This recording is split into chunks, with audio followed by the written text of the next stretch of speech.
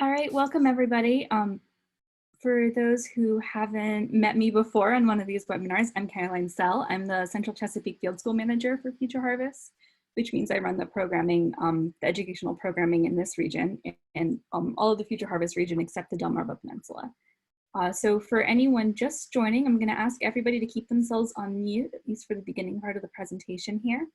And we're going to go through a couple housekeeping things real quick while a few other folks join us. So in addition to keeping yourself on mute, if you look at the bottom of your screen, you'll see a little bubble. You can have your mouse hover over the bottom there and it'll be the chat box. So I am just typing in there right now, so it should flash orange and you should be able to see it. Go ahead and introduce yourself in the chat so other folks who are joining us know who you are. Feel free to share your contact information if you'd like folks to be able to get in touch with you at another point. Okay, a couple other things. I sent around an email this morning with a PDF attachment. That's a worksheet that we're going to be working with later in the chat today. I will also be sharing my screen for those of you on the computer when we're working through that, so you'll be able to see it up here. And I'm going to share my screen again with folks as we're joining so that you can see.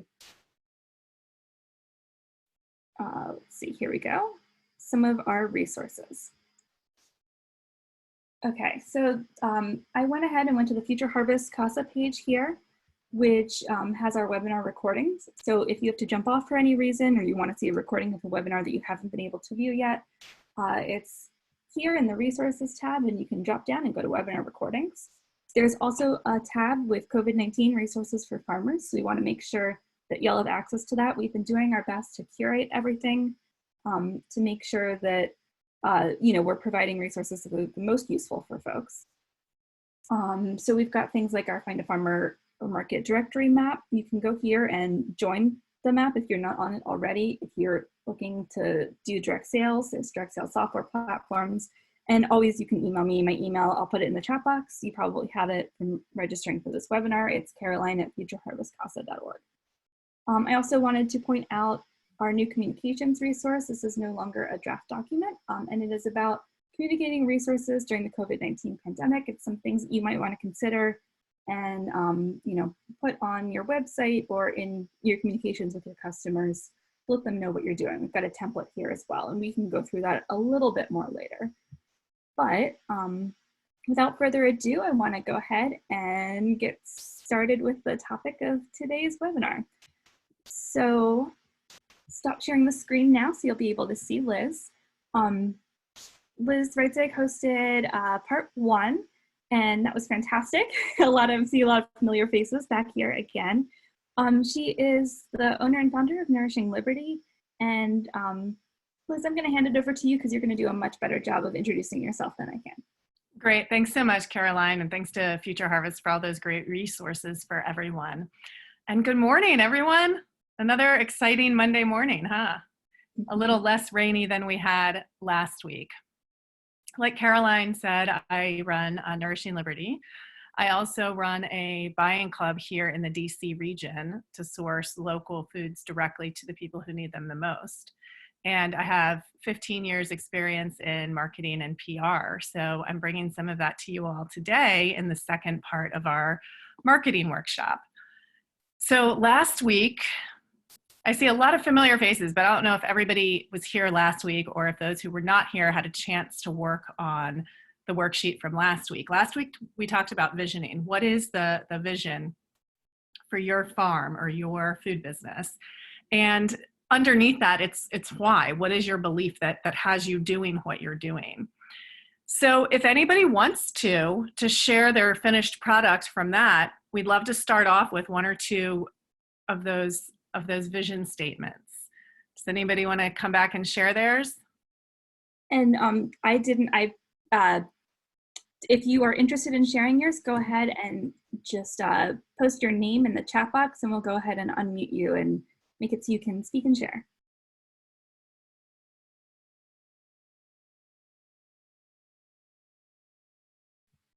Awesome, Patty. All right, let's see. If you can unmute yourself too, that might work. Actually, here we go. I've got you unmuted. All right, go ahead. Okay. Can you hear me all right? Yes, go ahead. Can you hear me? Yes. Okay. I'm sharing this not because I think it's great, but because I want your help. What I wrote was, Crossroads Farm is devoted to the belief that healthy soil is the basis of healthy food. We are passionate about producing high quality, nutrient-dense food for your family and ours. Everything on our little farm in the Virginia Shenandoah Valley is grown organically, in harmony with nature, and without the use of chemicals. It is our privilege to serve this community with the best we have to offer. That's beautiful. Remember last week we talked a lot about keeping things shorter, and it takes time Yes. to finesse it into something shorter. So you have all the material you need, and now we need to chop some of the words out. So I think underlying everything you said just now is a belief that you can enrich and nourish your community by focusing on soil quality and soil health. So take it in that direction. But that's a great example of what I wanted to talk about today, which is, look, we spent last week working on visions, and that is going to tell you all where you're going. But it doesn't tell you how to get there, right? So you know where you're going, you have this idea, but how do you get there? So today we're focusing on how to get there. And I know everybody's heard this before, but how do you eat an elephant? Right? One bite at a time. It's the same kind of thing. The things that we're going to talk about today, you're going to see the whole elephant, and it feels overwhelming at first. It really does. I get that. Well, I'm going to give you some tools. The worksheet that Caroline sent out, this is a tool to help you break things down into very specific goals. And then once you break it down into goals, then you break those goals down into shorter steps and then into actionable items that you can accomplish in 5 to 15 minutes. So we're really going to break this down, because otherwise it just gets overwhelming, as we all know, with everything else we have going on as farmers, as food businesses. Today, it's going to sound like I'm telling you, you have to add so much more to that. And I'm not. I'm going to tell you, we get to take off tiny little bites and we get to apply these things. But in the same way that we're planting things, or some of us growing animals, we have to plant those seeds in order to get that harvest. So let's go over some of these strategies.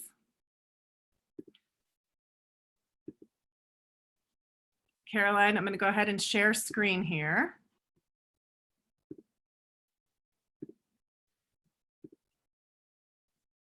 Great. Do you all see it? Okay. So ultimately the goal is you have that wonderful vision, and since we're all in the business world here and marketing our product, there's a sale involved and there's a bottom line involved. So we have to keep that as part of our focus, right? So making that sale and then keeping those customers coming back to you. That's what every business wants.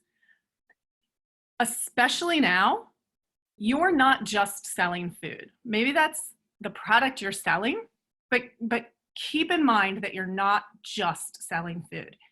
You're also telling stories. Not everybody's a farmer anymore. We don't know what that's like. Tell us what that's like. You're creating opportunities for connection. You're adding value. There's so many ways that we can add value right now. We're going to get into just a little bit of those.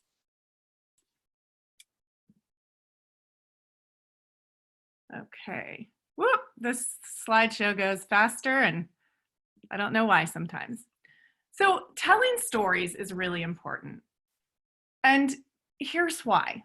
Look, how many of you have watched a movie recently or watched a TV show recently? Probably a lot of us, right? Especially because we're inside a lot more than we'd like to be. We don't have other things to keep us entertained. And look, Hollywood is a $40 billion a year industry. And what do? They tell stories. That's it. And so you can get a tiny piece of that. And never underestimate the power of a story. If you think storytelling is not for you, please reconsider. You don't need to be a great writer. You don't need to think of yourself as a great storyteller. Customers are craving the authenticity, and that authenticity is your voice as a farmer, as somebody who's out there tending the animals or tending the crops, or just living a different life than a lot of other people. And customers are craving connection. We all want to hear the adventure of a life we don't have.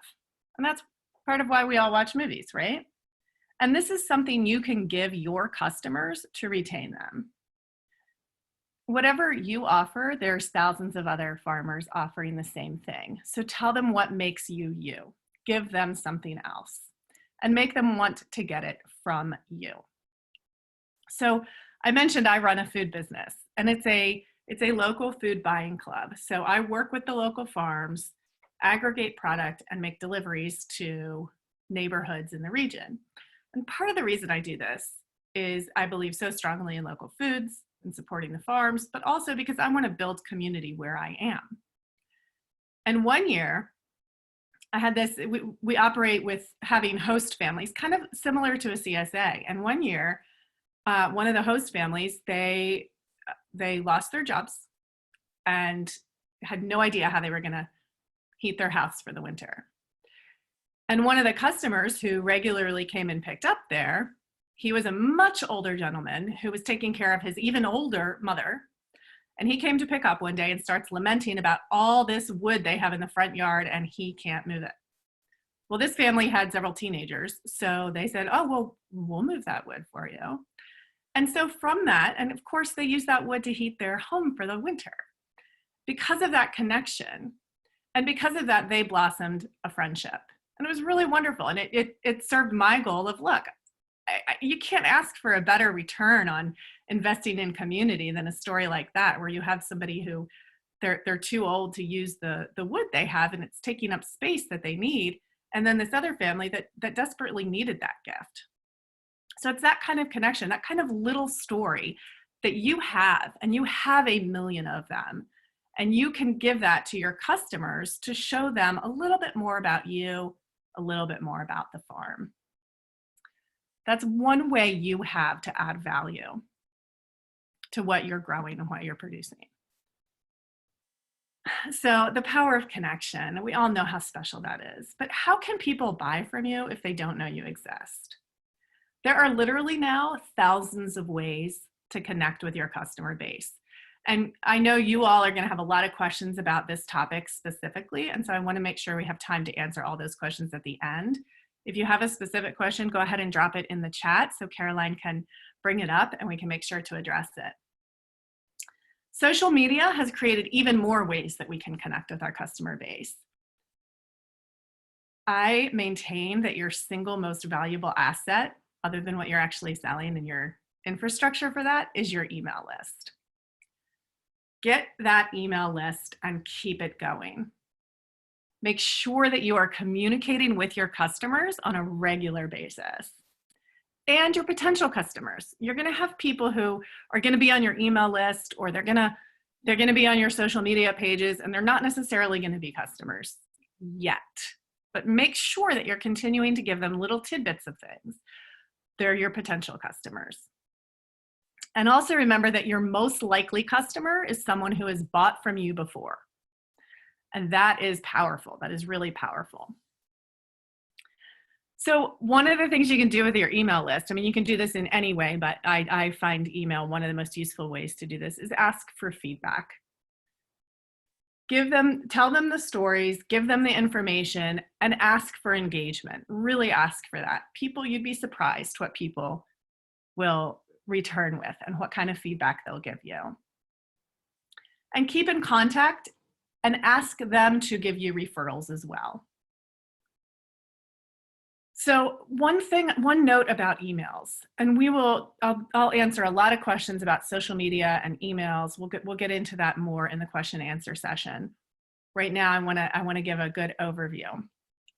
I want you to think for a minute about some of the emails that come into your inbox and how overwhelming that can be. And I want you to think about which ones you read and why. Well, first of all, think about which ones you open and why. And then second of all, think about what you read.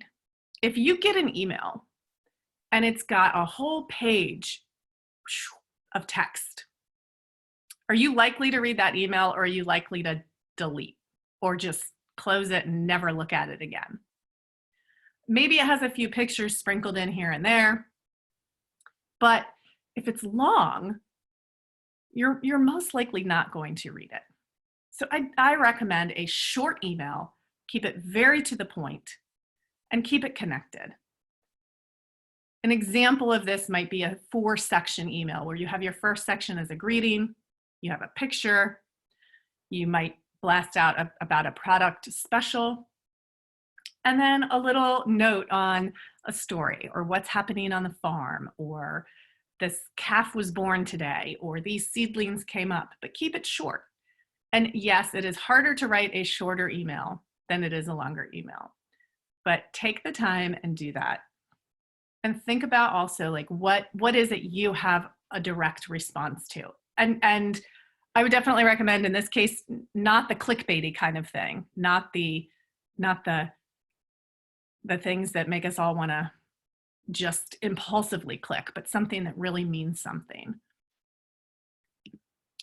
So another tool of marketing, of course, is value-added products. And we all know what these are, right? It's when you turn milk into cheese, or when you turn fruits into jams. And this is on top of all the other ways that you are already adding value. And it's a great way to make connections, have more on the bottom line, and give more of what the customers want, right? Let's say you sell strawberries. That's easy. Then you make strawberry jam. That's an added value thing, and it can help use up some of your inventory, right? And it's literally what customers want. They want things that they don't have to work so hard on. So whatever you're producing, see if there's any way that you can add value to that. And if not, then not. Maybe you partner with somebody else. But if there is some way, go ahead and ask your customers, do you want this? Will you pay for it? How much will you pay for it? And then start the things that are value added, because right now there is no time like right now to get that started. All right, so did you know that cookbooks are the best-selling books? Yeah, recipes sell. People keep coming back for recipes. They're a fantastic way to connect with people, especially if it's something that you've come up with personally. You can connect with them, tell a little story. I don't know if any of you have looked through a cookbook recently, but with pretty much every recipe, especially in these, shall we say, more modern cookbooks, there's stories. There's how this cookbook author came up with this recipe or what it means to them. So you get, they don't have the monopoly on that. You get to use that same thing. You get to share some recipes. And of course, they're going to be recipes highlighting your product.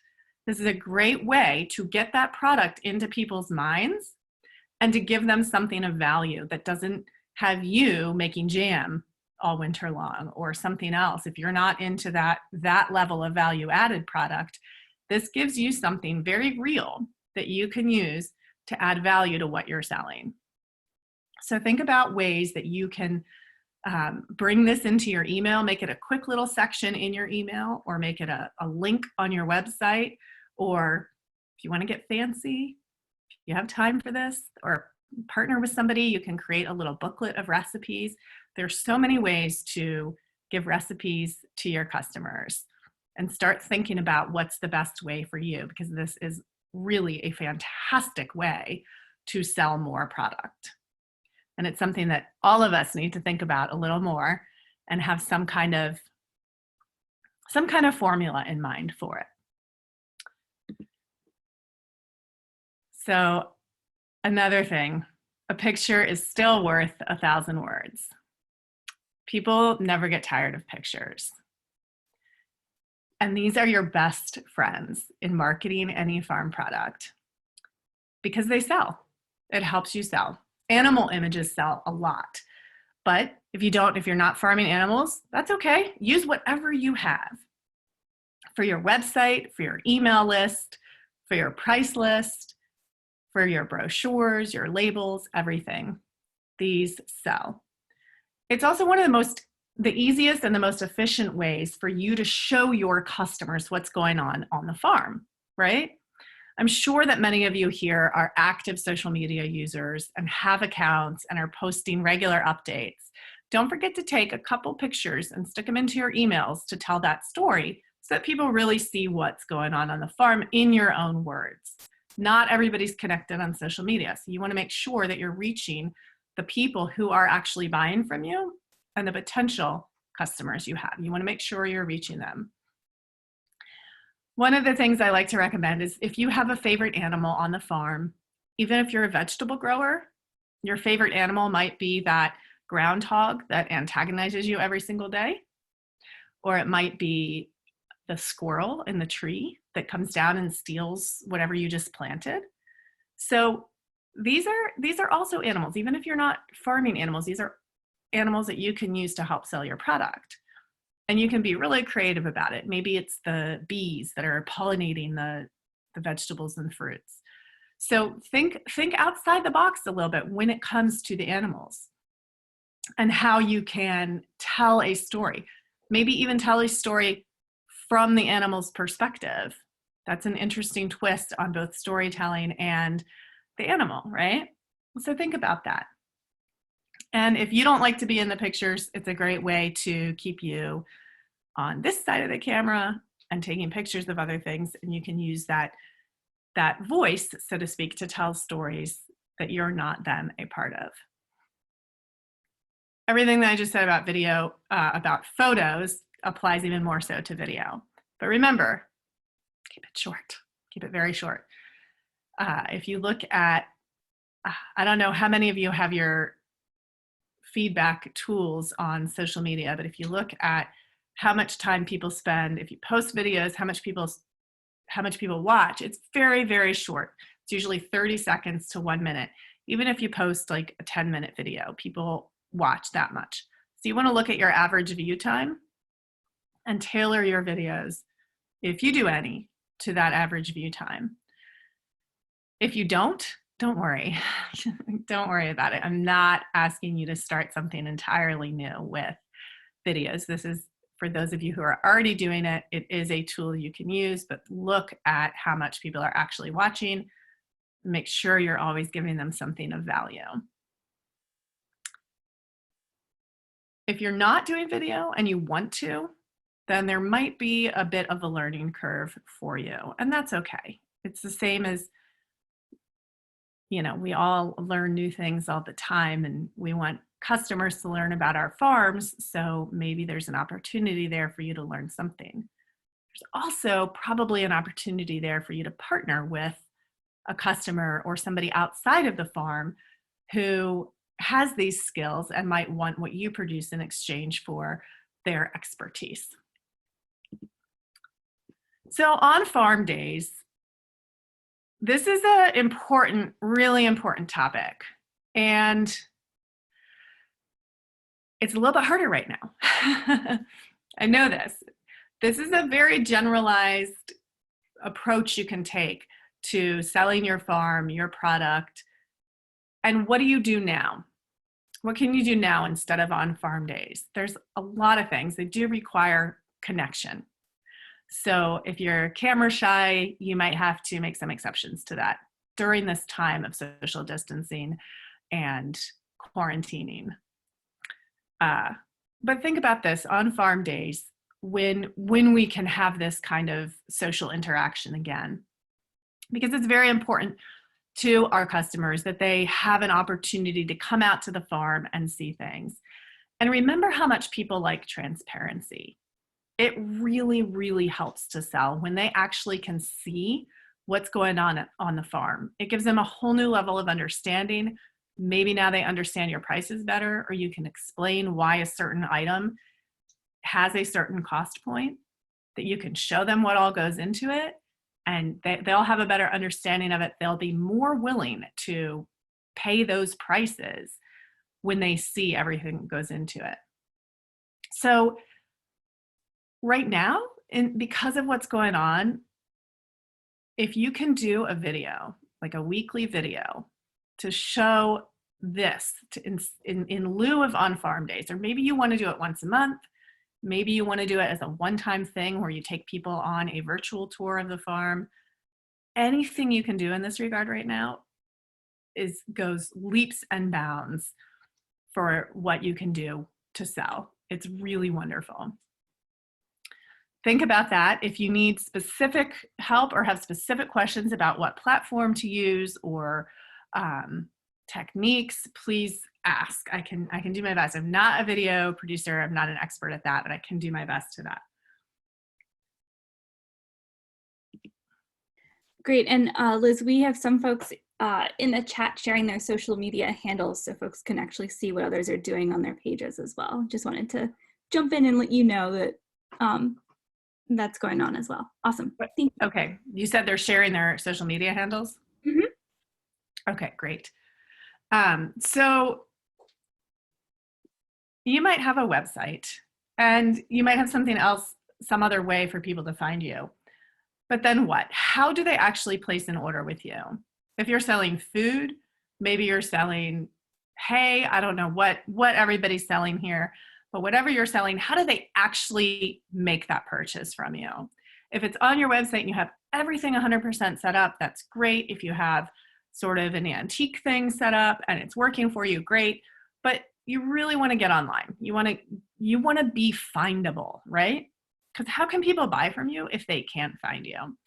So this is one website, one resource where you can get listed with great SEO, search engine optimization. That means if people are Googling grass-fed beef in your area or fresh cut flowers or local tomatoes, they're going to find you because SEO is great on this site. But get listed. Just get listed everywhere you can. And local Future Harvest also has this wonderful resource list where you can plop your farm up on the map. Caroline, can you show them that map real quick? I can. Hang on one second while I'm gonna switch screen share to, let's see, sorry guys, here we go. All right, so this is our Find a Farmer map. So we've got tons of farms on here, but I know we're still missing quite a few. Yeah. It's primarily for the Mid-Atlantic region, but of course you're welcome to add your farm if you're elsewhere. And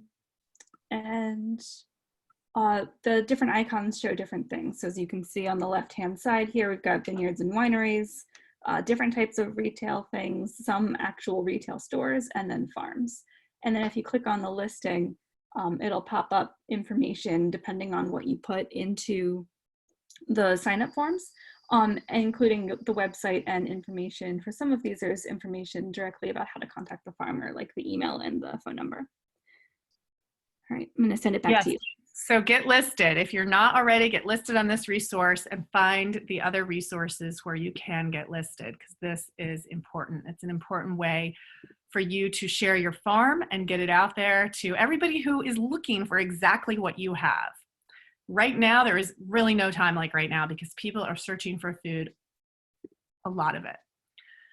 So delivery and distribution. This, I'm going to say, at this moment where people are fearful and people are wanting food and want to know that their food is coming from a clean source, this is such an amazing opportunity. So critical right now. You have delivery and distribution. If you can add value to your customers by giving them zero contact delivery, that is a huge sell right now. Like I mentioned in my model, I have neighborhood delivery locations, but we started offering on a limited basis. We started offering home deliveries and people were all over that. Now, I'm only going to do that on a limited basis for now because of I want to have complete, I don't want to outsource that at all. So, but all of the slots got used up. And we're seeing that in the news everywhere. We're seeing that in the big box stores everywhere. All delivery slots are getting used up. So if this is a piece of value you can offer to your customers right now, this is a great way to bring in some sales, to keep that connection with your customers, and to show them you care. It's really important right now to show that empathy, to keep those connections with your customers. If you're not currently doing delivery, any kind of delivery, it can be a little bit tricky to get started on this, but it's not rocket science. I know that everybody on this call is brilliant and can figure out the logistics. pretty easily. It's also something that, beyond the situation that we're in right now, it's a convenience factor, especially for your more urban customers. Here in the DC region, if we have to go someplace at some point during the day, we can expect it to take an hour. I mean, that's just what I factor in. Even if I have to go 10 miles down the road, it's going to take an hour because we have all of this traffic to consider. So people here, they don't want to go real far, right? Because everything takes too long with all those cars on the road. So if I can offer, well, I'm going to bring it to someplace 10 minutes away from you, then you're more likely to buy from me, right? If I make it 20 minutes away, I'm going to lose 50% of my customers. That's just more than they're willing to do. So think about, where can you meet them, or what can you offer them in terms of delivery and distribution? And if you can do zero contact home deliveries, that is a huge, huge hit right now. And it's something that will keep them, it will keep you on their radar and in a very special place for customers. So keep that in mind. And if you can offer it, do that. So what other convenience do you have for them? Can you aggregate? Can you, if you're growing vegetables, can you get some cheese from your neighboring farmer and offer it also? Can you think of everything? No, you can't. So you need to also ask them for feedback. So one thing that I always ask my customers for feedback. What else do you want? What else can I do for you? How else do you want to see this grow? Where do you want to be? And for years now, they said, well, we want bread. We want bread.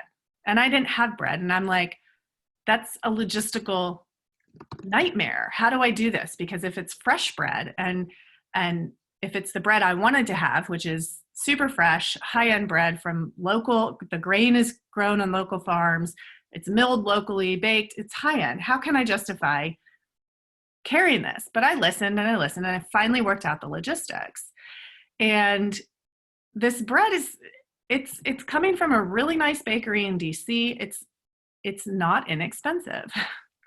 And I thought, okay, well, I've got this bread on now, and I'll probably see 5 or 6 orders for bread. I sold out of bread in a couple of days, in 2 days, sold out for those deliveries. I could not believe it.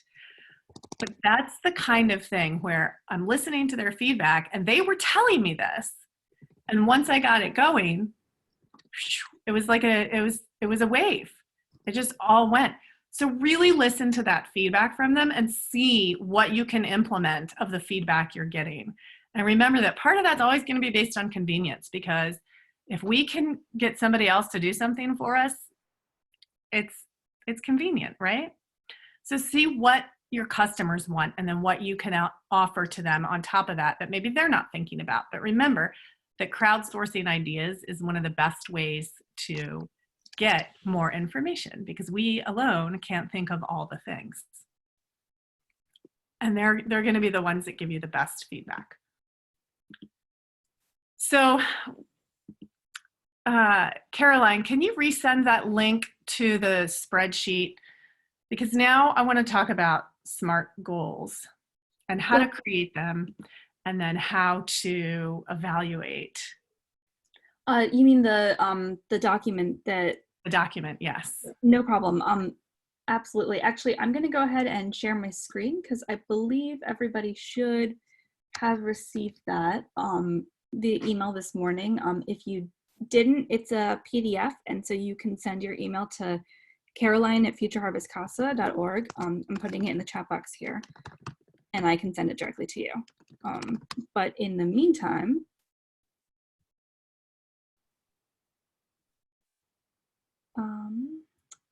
let's see. Is it popping up on your screen? You should be able to see it now. Yep, I see it. Okay. So this is a very basic worksheet on goals. I know I just touched on a whole bunch of different things you can do, and it can sound overwhelming. It can feel overwhelming. But if you take one thing, let's say you want to start with an email list. Maybe you don't have one yet and you want to start with an email list. So in your goal section, you would write, evaluate and create an email distribution channel. So step one might be you're going to evaluate 3 different kinds of email channels. Step 2 is going to be collecting email addresses from your current customers and potential customers. And step 3 might be you're going to write content. You're going to write a formula for content. So then you're breaking down each step into really easy to do tasks, like something you can get done in a few minutes, maybe as much as an hour, but you really want to see if you can break it down into those little tiny bites. So step 1, if you're going to evaluate 3 platforms, look up X, Y, or Z platform, see if it's any good, look up another platform, compare them, right? So break it down into those super, super manageable bites, right? Like eating the elephant one bite at a time. But make sure that whatever goal you set for yourself is a SMART goal. And for those who don't know that acronym, it means specific, measurable, did you actually get it done? Achievable, is this goal something that you can achieve? Is it, you're not saying, I'm going to have 20 customers respond to me. No, you're going to say, I'm going to reach out to 20 customers, right? Is it achievable? Is it reasonable? Maybe your goal is to reach 20 customers. That's reasonable. If your goal is to reach 1 million customers, probably not so reasonable, right? Time frame. Does your goal have a time frame? So if your goal is to evaluate and set up on an email platform, okay, by when? You've got to have a time frame in there, or it's not a goal, it's just an idea. So think about the specific, measurable, achievable, reasonable time frame goals that you can put in here as a goal. Keep it specific. It should be one goal for one thing. And then you can move on, because what I've just done is I've just given you a ton of ideas, and now you have to sort through those ideas to implement what makes sense for your farm, your personality, and your time frame. Another thing that we're all dealing with here is finite time, right? That there's one of us, there's maybe 4 of us if we're running a small farm with staff, maybe a few more. But the point is we all have finite time, and we have to be clear how we want to spend that time and what's going to give us the best feedback for that time, what's going to give us the best return. Liz, we have a quick question here about if you have any suggestions for apps that might help record invoices and keep financials organized. We can also address that at the end of the webinar as well. Not so much apps. I really, really like the system I use on 1,000 Eco Farms for inventory and invoicing. I know QuickBooks is really good too. I don't know how many QuickBooks fans there are out there, but look, I mean, even that question, crowdsourcing that question, you got some other responses in the chat there. So that's great when you can ask a lot of people and get lots of good feedback, because what works for some people doesn't work for everyone. So looking at your goals again. Oh, sorry, Caroline, go ahead. We just have one more question about how important is Instagram. Do you want to do questions right now, or do you want me to save them for the end? Let's do, I know there's going to be a million questions in social media, so let's get to that right after we go over the SMART Goals worksheet. And actually maybe I can integrate some of that into this worksheet. So what's great about this worksheet is that you can print 100 of them, because I promise you're going to have 100 different goals at different times. And this allows you to really evaluate that goal. Is it specific? Is it a measurable goal? Is it actually achievable? Because one of the things to keep in mind here, and I have a tendency to do this, so that's why I'm picking on this particular one, is I'll say, okay, well, my goal for this week is to get 100 new customers or 100 new engagement metrics. And okay, well, that's not in my control, right? That's where I need to step back and go, okay, my goal has to be, my goal is to reach, my goal is to do enough content where I reach 1,000 people. I can't control who's going to come back to me, right? That's not mine. So when you think about achievable goal, think about things that are in your control. So hang on to this worksheet, make as many copies as you want, and use it every day if you want, or every week. I like to do a specific goal in here every week and then work towards it. And so these, in the section where it says the 1, 2, 3, 1, 2, 3, 1, 2, those are your tiny little steps. So if you have those as your actionable items, you can even put a day next to it. On Monday, I have a 1-hour chunk of time. I'm gonna do this research. On Tuesday, I have 15 minutes. I'm gonna draft my email, right? So these are the things where you can plug that into actual real time slots in your real life. So when it comes to social media, you can have a goal here for your social media, whatever platform you're using. And I want you to think really carefully about your social media goals, because if what you're trying to do is create sales, then you think really carefully, are your social media channels helping you with that? Or are they taking your time away from the things that are actually returning on your time investment? So think about that when it comes to social media. And we're going to talk a little bit more about that in the question and answer session to help you figure out where is the best allocation of your time. And if you're going to continue with social media, what does that look like? So Caroline. Yes. Let's go ahead and open it up to questions. I want to get back at the very end. I do want to get back to the success, the last slide on success, because that's something where everybody gets to define that for themselves. Okay, but great. Definitely goes back to your goals and All whether right. or not you've achieved those goals. But let's get to some questions now. So a couple things for the questions to start with. We're going to just call on people because there's a lot of us on the call here. We might open it up to everybody just to do it popcorn style in a second. But for now, if you have a question, go ahead and just put your question or your name in the chat box, and we'll call on you to unmute yourself and ask. Also, for anybody on here, if you want to change the view, the default in Zoom is speaker view. But if you go to the top right corner of your screen, you'll see that you can click a little grid, and that'll pop up everybody's video, right? And you'll be able to see everybody at once if that's something you're interested in. All right, so I know we had our first question was, yeah, how important was Instagram? And I think that you did just address that. Let's see, anybody else have any other questions? Well, I'll address Instagram specifically. Okay, great. Which I don't think it's important at all. I don't think any particular one social media is important at all. I think the most important thing you can do is your email list and connecting directly with your customers, whether that's through on farm days or a quick video call or something along those lines. In person is obviously the best. We're not able to do that right now, but think about what you can implement in the future or what you can give people to look forward to. Now, some people love Instagram, so I'm not saying don't have Instagram if you love it. If you love it and that's your thing, great. But does it actually give you a return on sales? Do you actually get sales through your Instagram postings? And if not, that goes separate from your goals and your sales channels.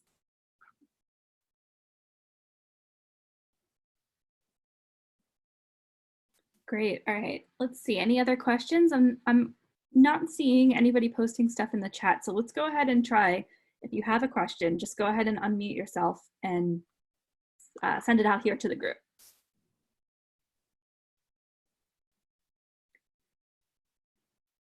And it can be something about what Liz just discussed. It can be something very specific to your own business and something you're considering moving forward in terms of these goals. It can also be something in relation to last week. Okay, so women farming equals farming value. I think so. I think what's most important about that is to communicate that with your customers, because some people want to support women farming.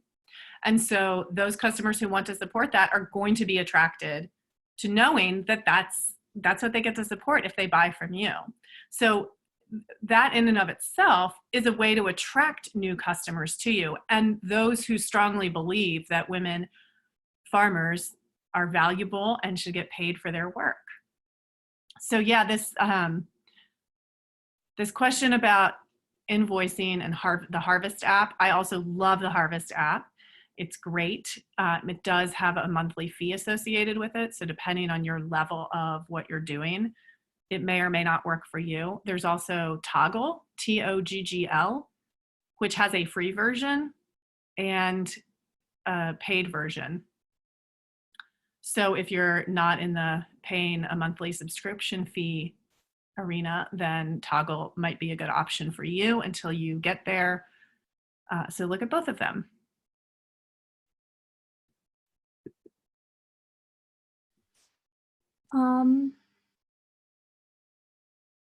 All right, Liz, we've got another question here. Janice, feel free to unmute yourself so you can ask that in person if you'd like. Janice, so Janice says, should we do a short, oh, go ahead, Janice. No, it's okay. We're just starting out with an online marketplace, and we haven't met our customers yet.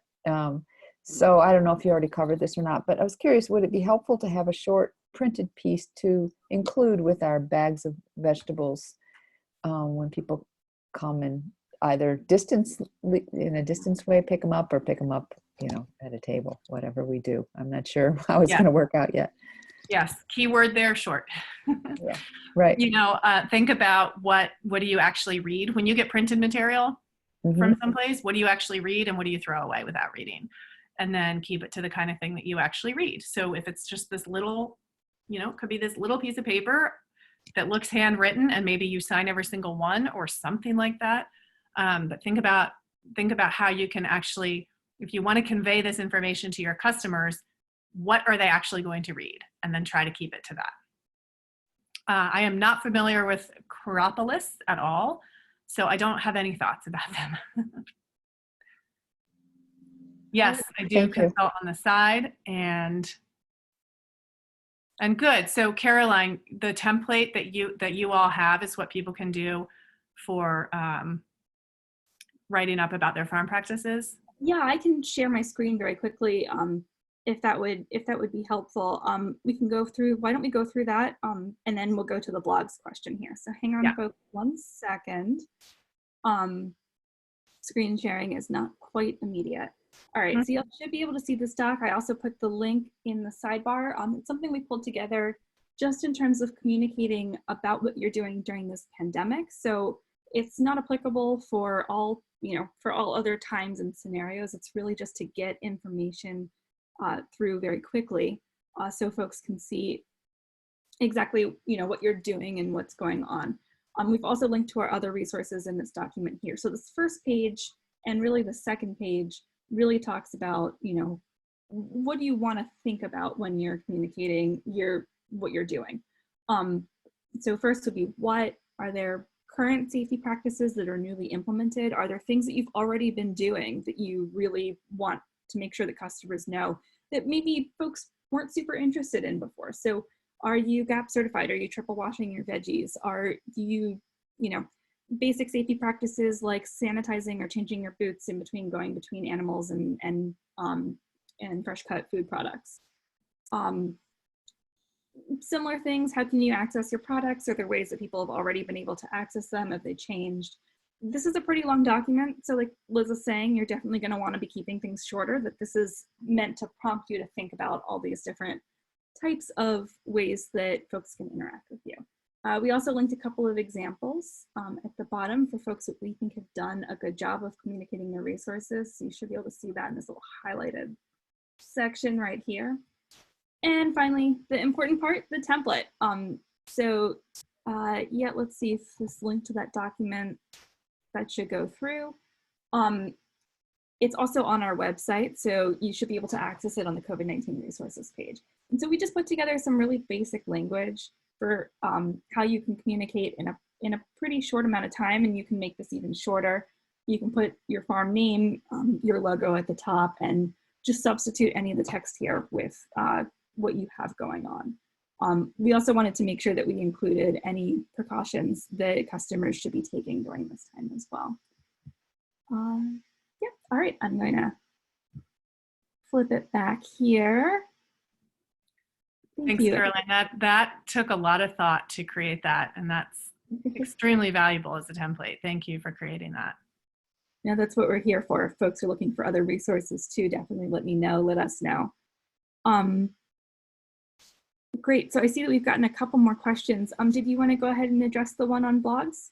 Yes, okay, so yes, blogs add value. They add a lot of value. And what you need to think about here is your time is finite. So are you spending your time writing the blog and adding value in that way? Or are you having to make sales? And so the blog maybe has to get back burnered. I mean, part of this is you're going to create these goals, you're going to measure them at the end, and you're going to see how successful they are for your larger goal, right? Because you have a larger goal, and that's to make X amount of money a year so that you can quit your other job, or it's to have the farm be in X, Y, or Z position. So keeping that in mind, you're going to create these much smaller goals. Then you're going to measure them and say, okay, well, I just spent in the past 6 weeks, I spent 20 hours a week on my blog, and that led to 3 sales. Probably not your best time investment if that's the case. But you got to try these things, and then you get to measure the success of them. So maybe the blog is for some other reason. Maybe that's your hobby because you love writing and that's how you want to express yourself. And in which case that doesn't get into your measurable, right? Because you're not actually doing that to create a sale. So think about that. Use your goals worksheet because you're setting very measurable goals, right? You're setting a goal, you want to get this blog post done, then you're going to see about the return on that. And if it has no return, you got to give it some time. We're not going to build up sales in 2 weeks, right? So you got to give it some time, and you got to give it some dedication and planning. And I mentioned this last week as well. And again, get a business plan done. Even if it's just a very cursory outline business plan, get something done on paper because that's going to be part of your structure, part of your outline on that. But that's why you're creating these measurable goals so that you can go back and look, I spent 20 hours a week on this particular activity and that led to an increase, a 1% increase in sales. Is that acceptable to you? If that's acceptable, carry on. If it's not acceptable, you might have to spend 5 hours a week on that and devote the rest of those 15 hours to furthering your sales channels. Okay. Yeah, I was just curious about blogs in particular because I haven't launched my business yet, and I really wanted to use it to get awareness out about my brand. Yeah. And I was wondering if that would be a valuable approach or not. Yeah, I mean, blog posts they do add value, but coming up with that content is an enormous time and energy investment. So think about when you see blogs in other areas, you often have 2 to 3 paid staff for that brand specifically dedicated to the blog. So those are ones that are very successful because they're putting a huge investment into that. So just think about it in terms of what your specific goals are and does it help you achieve those specific goals? Okay, thank you. Yeah. We had another question here that I thought was really relevant about procuring emails from customers. So Cecilia, feel free to unmute yourself if you want to add anything else in. But I think the basic gist of the question was, are there effective ways to get people on your email list? Keep asking. Keep asking. And remember the belief statement we worked on last week? Keep putting that out there. And when you have a small customer base, ask them to refer you, ask them to send other people your way and grow. I mean, the email list is something that is a gradual grow, but I want you to think about quality over quantity. And we know a little bit about this from hearing about Facebook engagement, and it's more important to have engagement than it is to have just bot followers. And it's the same thing with your email list. If you have 1,000 people on your email list and 10 of them open your emails, that's not a quality email list. If you have 30 people on your email list and 20 of them open it and read it, that's a good start. That's a really good start. So look for those ones and go for the low-hanging fruit. I mean, if it's your neighbor and your best friend and your mom to start with, That's great. They're opening and reading your email. And you can do a whole other exercise, which is probably a whole nother webinar, Caroline, about identifying your target audience and getting very specific. I'll give a really brief cursory overview on that for anybody who wants additional homework. Basically, to create your ideal audience, you create a character and you narrow that down to one person, and you get to create this character. Maybe it's based on a real person, maybe it's not, but you write everything about this character: how old they are, what do they like, how did they grow up, what socioeconomic bracket are they, ethnicity. You write everything about this customer. That's your target audience. You write your emails to that person and you grow from there. If we get into that realm of who's your audience? Oh, everyone, because everyone needs to eat. Then we're getting way too broad. So also the person who asked about the blog post, this is a really good exercise to do before you start writing your blog so that you have a target audience in mind. I found too, there's a lot of like kind of character creation software out there for creative writing. And so if you need some prompts to help you fill something out, that can be a way to kind of do that. We had another question here about the concept of measuring success and tracking effectiveness of various marketing efforts. And so there was also a piece about knowing who opens your emails and tracking that, figuring out how customers find you. If you can address that a little bit, that'd be great. Yes. One at a time. Let's see. Yeah, we're there. How do you know how somebody found you? You ask them, and this takes connection, and it takes sometimes initiating a conversation with a customer. Oh, hey, I'm so glad you found X, Y, and Z farm. Can you tell me how you found out about us? Or did somebody refer you? Or if they're emailing you, then you literally ask. And now if you've got thousands of customers and you don't have time to ask every single one, you can do an email very similar to what Future Harvest does often, an email with a survey and like, how did you find out about us? And or were you referred by somebody? We'd like to thank them. So there's lots of ways you can initiate that question. And there was something else somebody asked, right? What was that? I think it was, how do you track how many people are opening your emails? Okay, right. There's all kinds of email software you can use. So if you're doing sales, you can use Salsa or another sales platform or MailChimp. I mean, the list is endless at this point, right? And all of those email services, many of which are free for up to a certain number of emails, all of them have the tracking ability. So you can go back in and look at your metrics. Who opened this email? You can put different customers in different groups. You can show who are your highest spenders, who are your people who have been with you the longest. So you can get any of those emails you can start for nothing. So go ahead and sign up for one of those email platforms and just start integrating the email addresses you already have, and you can start to get a feel for that particular tool. Let's see. So we've got a few more questions coming in, but speaking of surveys and collecting information, since we're on that right now, a post-event survey. So no need to fill it out just yet, but I'm going to ask, please, that folks do fill it out before you close the chat window. So it's a poll. I'm launching it right now, and it just is collecting information for us so that we know how we're serving you as farmers and business owners, and what kinds of workshops and things you'd like to see in the future. As always, you can also contact me directly with feedback. All right, let's see. Going back to the questions here. Adding value to boxes. I saw that was one.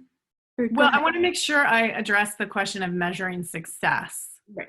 Because there are so many ways to measure success other than just how did a customer find you, right? So, and this is part of it, right? It depends on what your goal is. This is why when you're creating that goal worksheet, you want to keep it specific and you want to keep it measurable. And so one example I like to use, because we can all get caught up in the numbers sometimes. And I'll advise somebody about social media, and I'll say, well, you really want to measure your time that you're putting into social media and measure what you're getting out of it. And so a response I get to that is, well, I've got X number of followers, or I've got X number of engagement. But is your goal 100,000 followers on social media, or is your goal X number of dollars in sales for your farm, or X number of customers reached? So you want to make sure that you're actually measuring the goal you want to achieve, because we can all, we're all brilliant, right? At the very beginning of social media, I was working with another woman, and we were working on a nonprofit, and we were laughing about this whole Facebook thing or this whole Twitter thing, right? I'm showing my age here, Caroline. And she says to me, she says, well, if Britney Spears can figure it out, we can figure it out. So but the point of that, though, is that the end goal here is not social media followers. I mean, it's great if you pick up a few along the way, but if your end goal is to make your farm sustainable, then your focus should be on those numbers. And if social media can help get you 5 or 6 sales, that's great, but is it? And when you're creating that goal that you're putting in the paper, I would highly recommend don't create the goal of X number of social media followers, because that's not actually what you're trying to achieve. So when you measure your success, make sure that you're measuring it against whatever it is you're trying to achieve. So if you create a video to tell about your farm, the end result, the end goal of creating that video is to get 10 more sales in 2 weeks, right? And if you write down on that goal sheet that your goal is to get 1,000 views on that video, that's the wrong goal. You might achieve that goal. And I'm sure that everybody here has a lot of skill and a lot of ability to achieve high social media and high engagement numbers. But that is not your end goal, right? Your end goal is some type of success for your farm. So make sure that you're keeping that in the spotlight and in the focus. I see one about if your content is inconsistent or sporadic, is it still worth to be putting something out there? That's a hard question to answer, and I'm going to go back to what is your goal? Be really crystal clear about your goal, and then see if what you're investing in is giving you any return at all, and is it a return that's worth that investment? So if you're inconsistently doing a blog post, but you're able to link to that blog post and it sells 20 bouquets of flowers every time you link to it, then yes, it's probably worth it. And I see a question about SEO too. So maybe if you could explain what SEO is and if it's worth spending the time. Yeah, I think SEO is really important, but it has to be tied to a sales opportunity, right? If you have a blog post and it's a standalone blog post, that's great, but where is your sales opportunity? I mean, here my assumption that is coming in here is that all of us are looking at how to improve our sales of farm product, right? So if that is in fact your goal here, does your improved SEO directing everybody to your website help people spend money at your farm? And if it does, then yes, improving your SEO. Now, I wouldn't recommend buying ads because I don't think that's a good investment for return on small local farms and what we're offering. But I would recommend spending time on your website and improving content, giving people valuable content for your website that then SEO can direct them to your website, which directs them to a sales channel. But only if you're tying something, an opportunity to click a button to give you money for something that you're offering. Are there platforms that you would recommend that can help you with SEO? Because I know that I've heard that search engine optimization algorithms are constantly changing. Yes. So it's difficult as a layperson to keep up. Yes, and that is exactly what I was going to say is SEO, the algorithms are constantly changing. It's all changing. So unless this is your full-time job or unless you can afford to outsource some of that, no, I don't think there's anything specific that we can say, this works, plug this in or do this one thing. Some of I know the platform I use, one of the platforms I use, 1000 Eco Farms, they do all of that SEO work for you. So you're going to get a good return on SEO for that on that platform because that is something that they've prioritized. So to some extent, when you're doing your research on what platform you're going to use, what software you're going to use, which email platform, and what do those email platforms integrate with, you can be thinking about which ones offer the things that you're not necessarily best at or that you're not necessarily going to invest a lot in. So outsource a little bit of that mental work. We had a question here about adding other things to a CSA box. I think we're talking about adding, for example, a flower share to a vegetable CSA box. And if that's a good way to add value, just, I guess, to the product in general. I say yes. I say anytime something like that comes up, I'm pretty much a yes on that, but I'm also going to say ask your specific customer base because they'll be able to give you the feedback that you need on whether that's valuable to them specifically. I find that in general, there's a good percentage of customers who want to keep supporting whatever those efforts are and those endeavors, but there's also going to be if you're selling a CSA, you're going to have a range of customers from the family who they're spending every penny they can on good local food to your higher end client and the family spending every penny they can on local food. They don't want to spend another $50 or $100 a season to put flowers on their table. So definitely get that feedback from your customers. And it's a great topic for an email. I think it's also a really interesting question in light of what we're facing right now, with it being a little bit more difficult to access a wide variety of products in general. And so there is the question of convenience, and if you can make, your pickup or drop off a little bit more of a one-stop shop for a customer, like what does that mean for your business during this time? Absolutely, absolutely. And so that again comes to what is valuable to those customers. And we're having a request for contact info, so I just put mine in here. And Liz, I need to look up your email again, unless you want just telling me what email you'd like me to share with folks, and I'll type it in the box. Sure, nourishingliberty@gmail. All right. And I saw a question up above about video editing software, which is my favorite video editing software. And there isn't one because I don't like editing videos at all. So I outsource that. And if you're like me and you don't like doing something like that, then it will take you probably 10 hours to somebody else's 10 minutes to do that. And then that's a really good time to outsource that.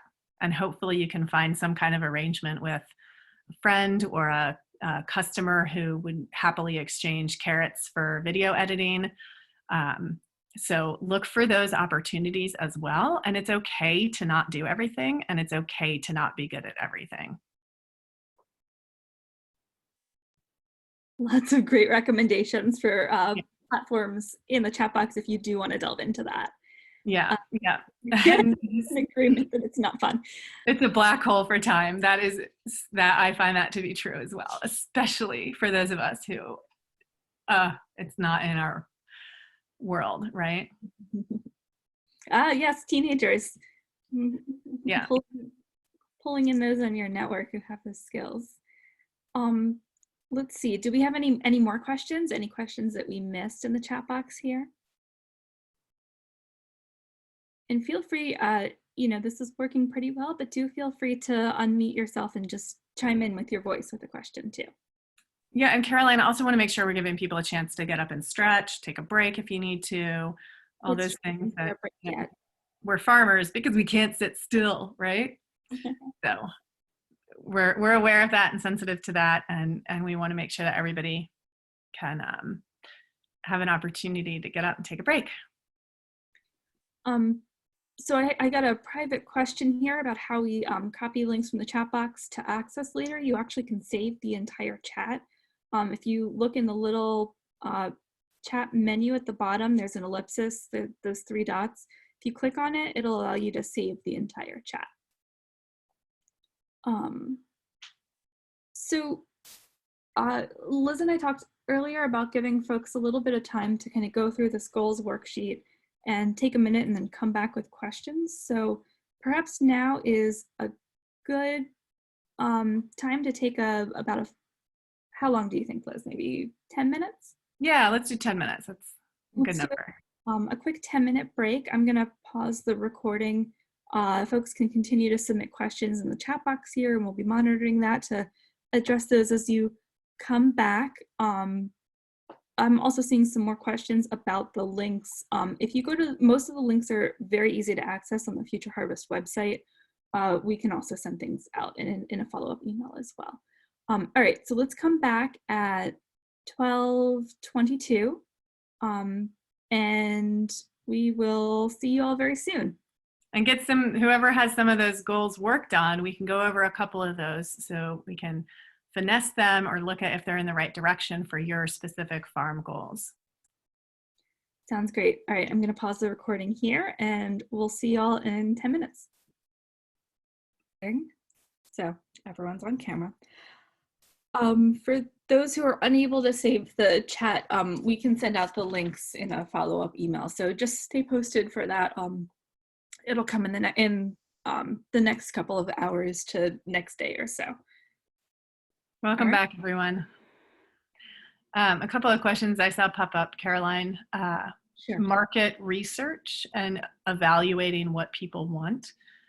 I'll say that right now, in general, I think that's a great idea.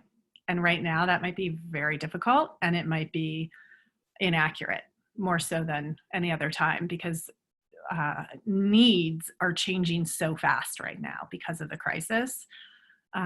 So I will say very broadly, anything that you can grow fresh is going to be in huge demand. So if it's in that genre, you're pretty safe.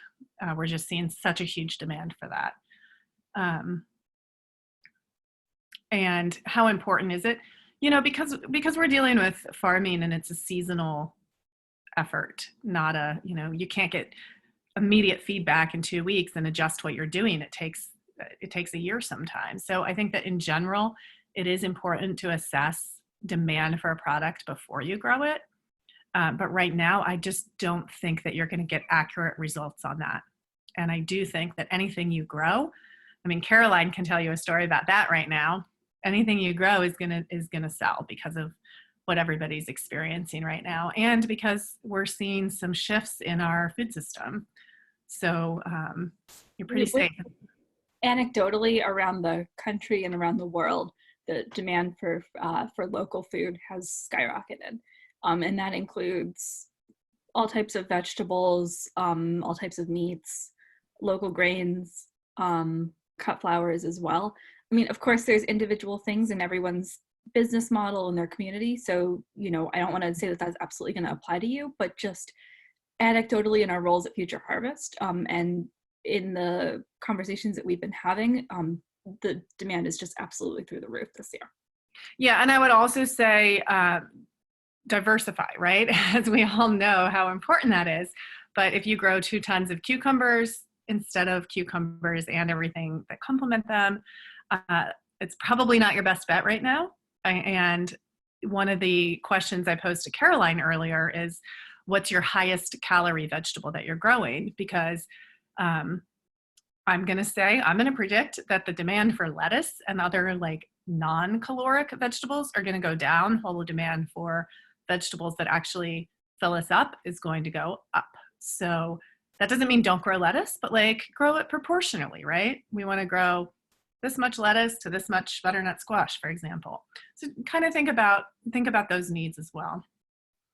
I think one of the things that you're saying, and this is something that I've I've heard from farmers too is that, there's a lot of farm businesses out there that package themselves really well and have done a really good job of marketing their specific way and way of growing things. But that's almost certainly not going to be 100% applicable to your own situation. And so we see a lot of these market gardens that are very focused on salad crops. But there's a real question, especially at this time, about, does that make sense to adopt for everyone? Right. And also, if for those of you on this call who were in the business of selling to restaurants, the restaurants often can use a slightly different product or like more of the ornamental, what do you call it? The little thing they put on the plate just to make it look pretty. Garnish. Garnish, yes. More of the garnish herbs or edible flowers, right? But like nobody needs a ton of nasturtium right now, right?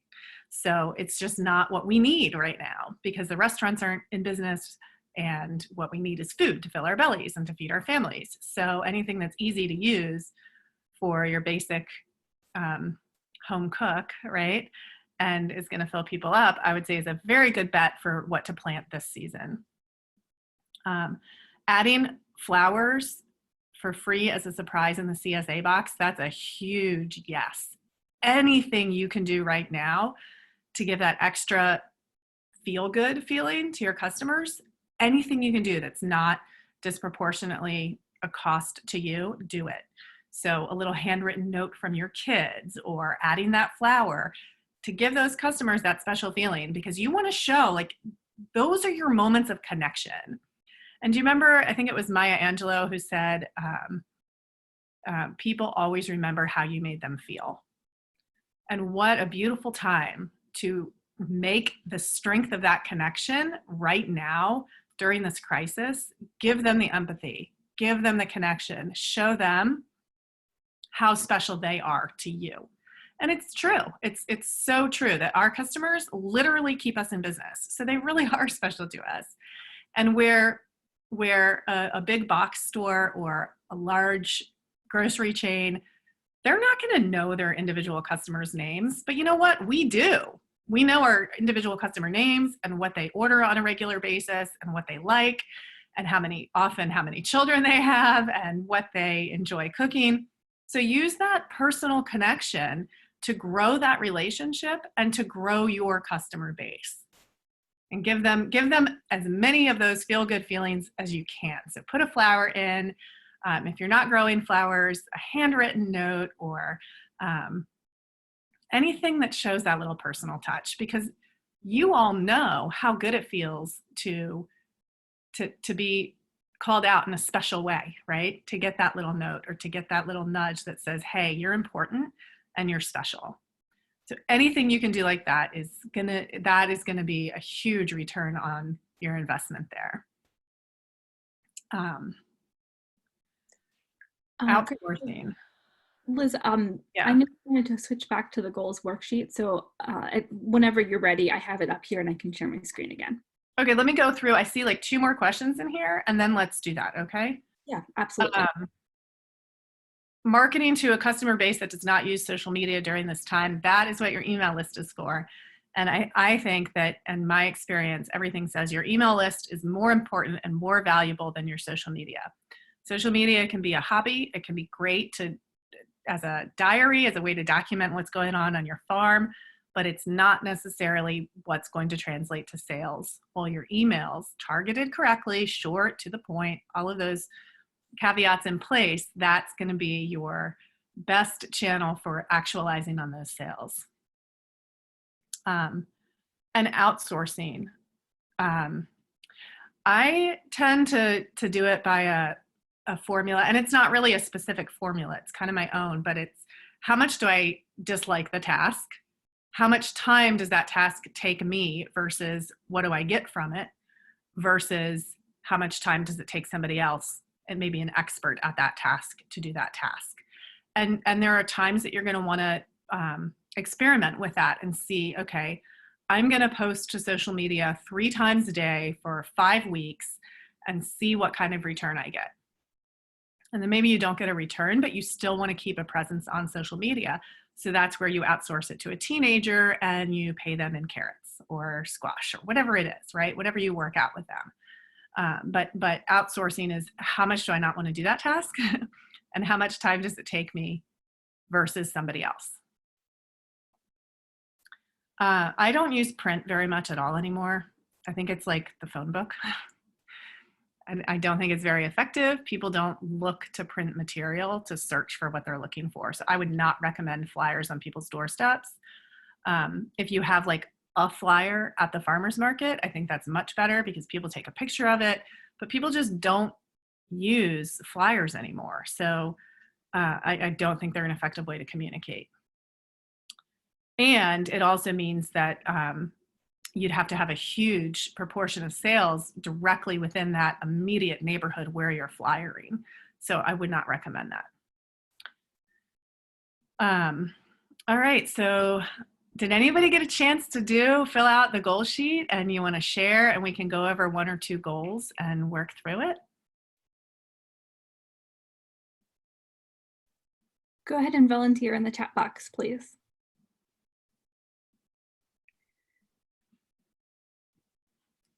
Anyone? I see a couple of smiles. It's a great chance to use Liz's wonderful consulting abilities.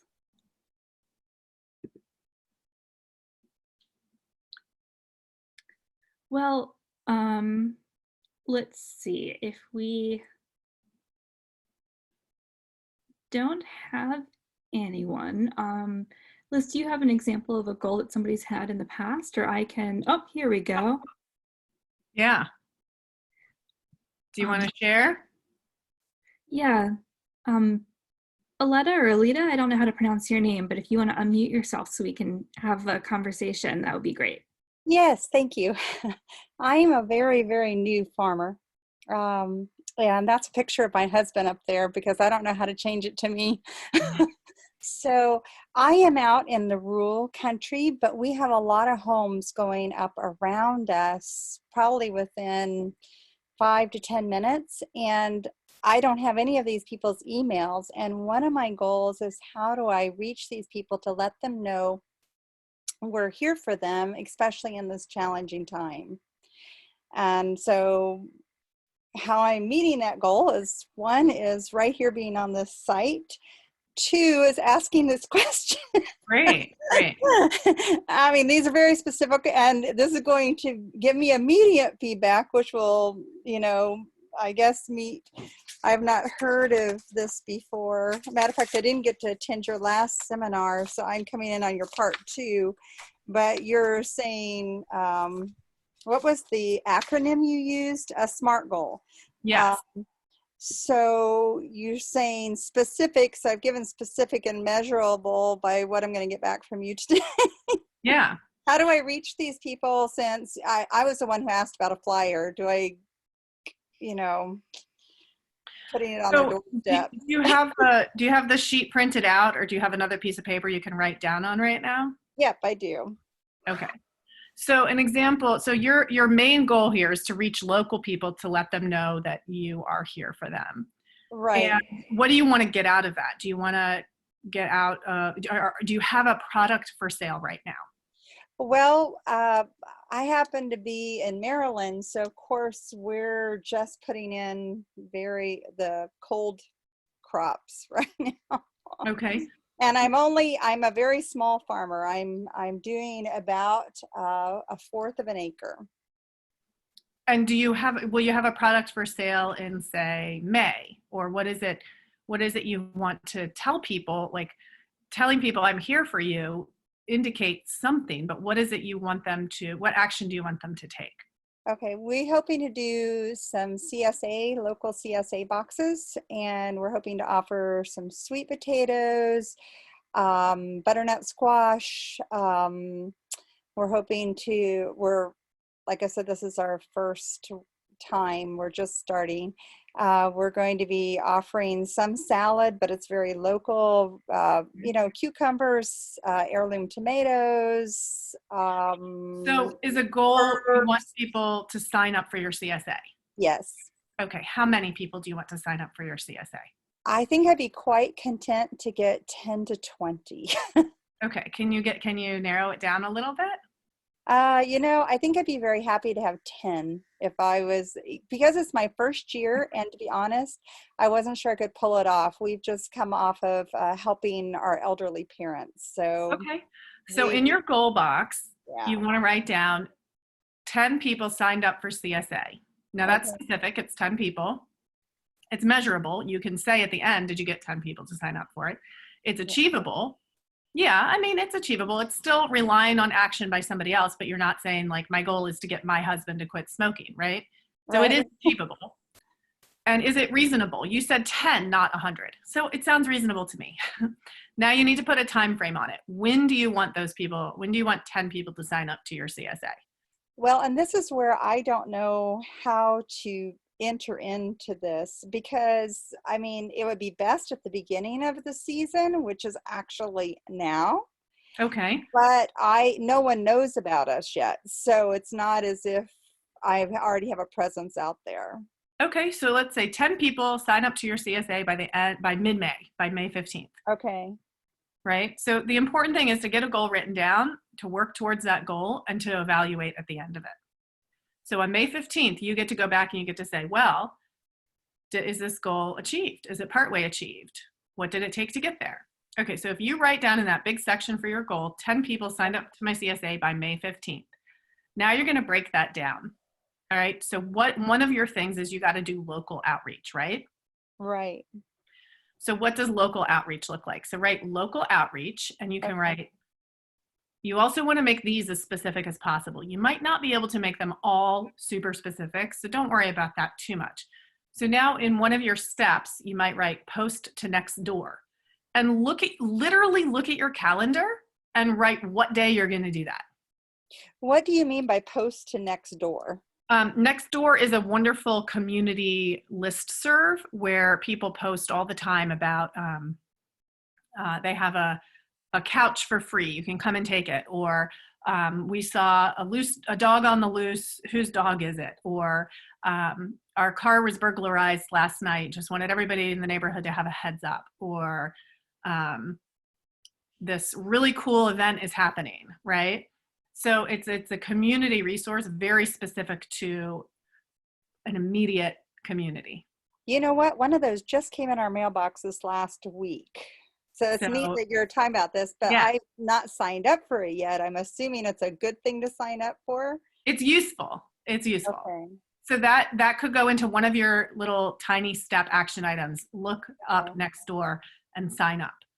And sometimes this might be something that you have to break down into all three of those steps, because sometimes, depending on what you're posting, they might require a business, I forget what they call it. It's not a business page, but it's a business sign up. You have to sign up separately as a business versus an individual. So this is another question I have, and maybe one of you will know this answer. I don't mean to go off of this, but being that I'm actually not a registered farm yet, I'm just like putting my toes in the water. Does that require business? I wouldn't say for your first year you would have to worry about that at all. Okay, so now we'll go revert back to goals. Yeah. I just want to chime in very, very quickly and make a plug. Future Harvest has a lot of beginning farmer resources, but in the meantime as well, the University of Maryland Extension has a whole program for beginning farmers. And there's a lot of information available about like how to start a business plan, legal and financial things to keep in mind. And that's worth checking out for some of those questions. And that goes in her next step, right? That goes into your next step, is research what resources Local Harvest has for beginning farmers and for getting the word out. So the map that Caroline put up earlier, get listed on that. Get listed, because you're now advertising your CSA. And so 10 signups, you can limit it to that, or 20 if you want to limit it to 20. But so where you have in your first one, it's going to be get out the word in your community. The second one is going to be look at local Future Harvest resources and what they offer for local farms. There you go. Caroline just put the link in there for you. And then from that, you can plug in your 3 steps that you're going to sign up on the map. You're going to reach out to X, Y, or Z, whatever that looks like for you to get that. And then your 3rd step, pulling from that goal, your 3rd step might be advertising on another platform, or emailing 7 friends in the neighborhood, and pick a number, right? Do you have any friends in the neighborhood yet? Is there anybody you're connected with? Maybe they have an email list of more people in the neighborhood and they can send it out to 20 people. So you want to make those direct personal connections wherever possible and say, look, I've got a CSA, I'm starting, I have only 10 slots open right now, or maybe it's 15, whatever it is, you pick that number. I have 10 slots open right now. They're gonna go fast. Make sure to sign up now or tell me you're interested. And then you get that email out there. Remember, keep it short. Okay, wonderful. So now you have that worksheet filled out for this particular goal. And Okay. so you do all those action items. It doesn't count if you don't do them. And then at May 15th, you go back and you evaluate. You can check this box, check this box, check this box, done, done, done, done, done. Did you get your 10 signups? How easy was it, or how difficult was it? And is there anything you would change as you go on and work towards your next goal? Okay. That is fabulous. You've really helped me break this down. Good. Thank you. Good. Remember, how do you eat an elephant? 1 bite at a time. Yep, I tried to teach my kids that. Now I have to apply it. Okay, well, thank you. You're welcome. Good luck. I'd love to hear how it turns out. Anybody else have a goal you want to go over really quickly? Let's see, I think we had Savvy had volunteered a little earlier. Okay. Hi. Hi. So like my overarching goal is to get awareness about my brand out there. But my SMART goal that I developed during this activity is to set up an Instagram with a bio and a first post for my supplement company by next Monday. Great. Yeah, so my step 1 is to tighten up my brand because like I was in the last webinar that you did, and I thought about my whys, and it's okay, but I think it needs to be a little more specific. So I was going to work on that as a first step. Great. And then, yeah, I was going to use that to write my bio, and then also use that to create my first post. Wonderful. And I'd recommend, now, did you say, what was your by when? Your time frame on that? Next Monday. By next Monday. So you're going to have all of those steps done and your Instagram account created and your first post done by next Monday. Yeah, that does sound like a lot. Now that you say that. Go back and look. Is it reasonable? Is it realistic for your schedule, for your calendar? And one thing that you might want to look at is for each of those tiny little steps, sit down and look at your calendar and decide what time slot, how much time is one of these things going to take, and what time slot are you going to allocate for it? So do you have an hour on Tuesday that you can finish working on your vision statement and then plug that in for Tuesday? So the by when, the final by when is very important, but then you need to go through and do it for each of those steps too. You got to make it real in time. Okay. But that sounds like a great start. Good job. Thank you. And remember, you can do this again every week or for every goal. It might be a 2-week goal, but you can do this for every goal you have. Okay, Patty.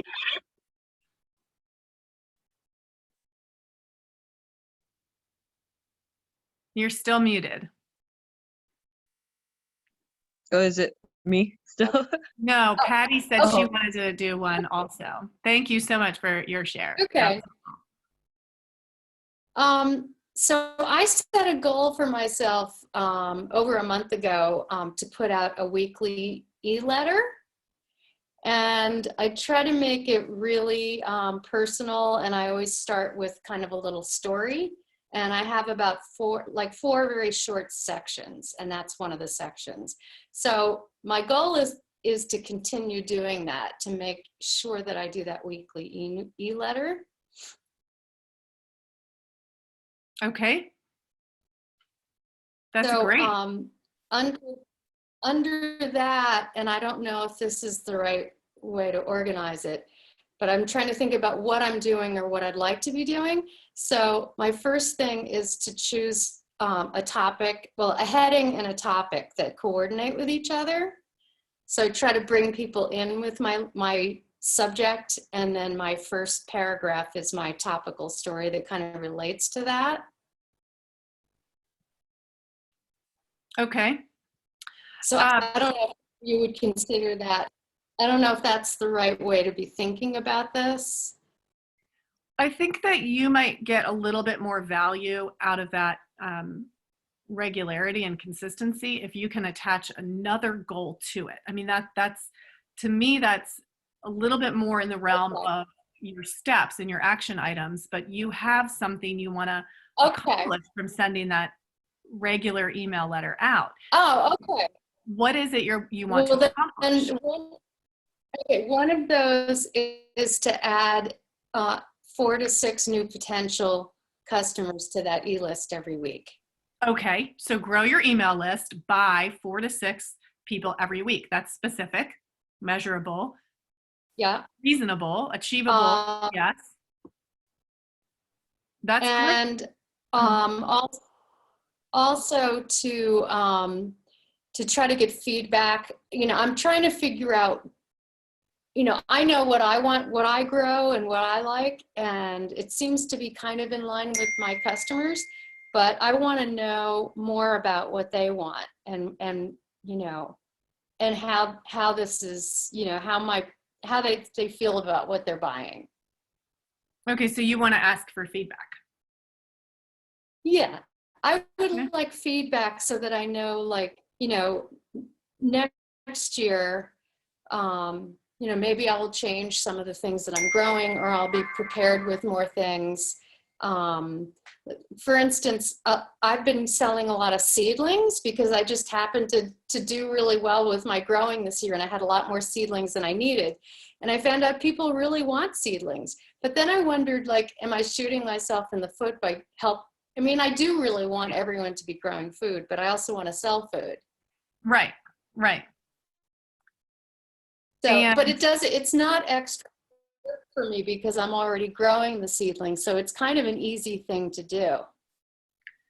Yes, and it adds value to your customers. It's something they want. And I don't think you're in any danger of hurting your own business by selling seedlings right now. Like, there's just not enough growers out there to impact that level of business. So I really like your goal. It's very specific.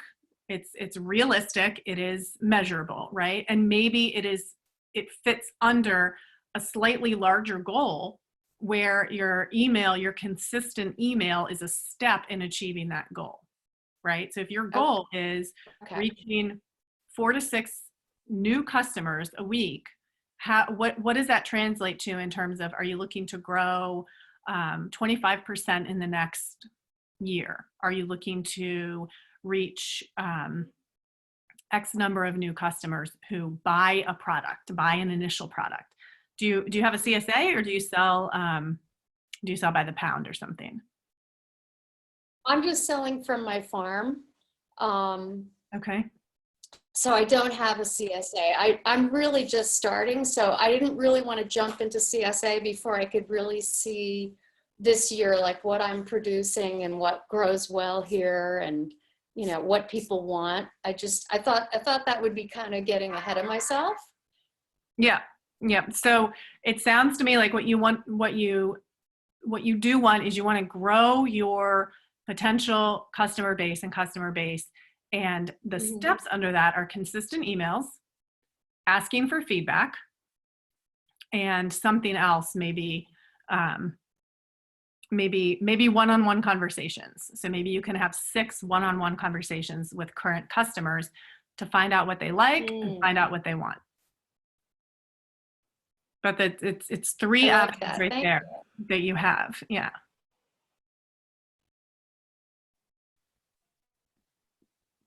Thank you. Good. Please give us feedback. Let us know how it goes. So I just want to do a time check. Okay. About 10 minutes left. So Liz, if you have anything you want to say before we wrap up, and then I have a couple of last minute things. Well, again, I want to go over this idea of success, and I had a specific slide about it, but I think I can just explain it all very well instead. And that's essentially when you set these measurable goals, you get to determine what is successful, and you get to be the one who says, because you're setting the goals, was it successful? What do you need to change if it wasn't as successful as you wanted it to be? What do you need to change or shift to reapply that same goal? Maybe change it a little bit. Maybe you need to go in a completely different direction, but you get to set that in motion for what works for you. And I want to reiterate again what a great resource Future Harvest is, and what an amazing job they've done putting together specific resources for farmers through this crazy, unpredictable time, and to leverage all of those resources and Future Harvest as an organization, because as we've seen just on this call, you get all kinds of crowdsourcing ideas and information. So make sure to utilize that when you can. And thanks everyone for being here and being a part of it, and for those who shared their goals. I'll hand it over to you, Caroline. Thank you, Liz. Thank you so much for sharing your expertise with everyone here. And for anyone who didn't catch Liz's contact info, it's nourishing, if I'm spelling that right, liberty@gmail.com, putting that in the chat box again. All right, so a couple of just last minute wrap up things. If anybody does have any follow-up questions, you can always reach out directly to me. It's caroline@futureharvestcasa.org. And we do have the poll still running. I see that we've gotten quite a few answers, so thank you so much. If you haven't filled it out yet, please do take a minute to do that. It provides us with really useful information about what you'd like to see in the future. And the topics we have suggested for future workshops are fairly broad. So if you want to reach out to us directly and give us a little bit more information about what you'd like to see, feel free to do that as well. Also, I would be remiss if I didn't make a plug for donations. I know that everything is pretty up in the air right now. Oh, there we go. Deb put a much better link in the chat box than mine. We've moved all of our programming online. Normally we charge fees for the field days, and that goes to providing honorariums to our hosts and to covering the various expenses it takes to, to coordinate and staff these things. We want to continue doing as much as we can, and so every little bit helps, and it helps us continue our programming for you. So if you're able to do $5 or $10 or more, please do consider giving a small donation so we can keep doing this. Yeah, if anybody has any other questions about resources, again, please don't hesitate to reach out to me. And you can go to the Future Harvest main webpage to review this webinar. We'll have it up within 5 business days, and we have part 1 for anyone who's newly joining us on this call up there, as well as the worksheet that Liz put together. All right, well, thank you everybody so much. Really appreciate you taking the time to join us today, and hopefully we'll see you again in the future.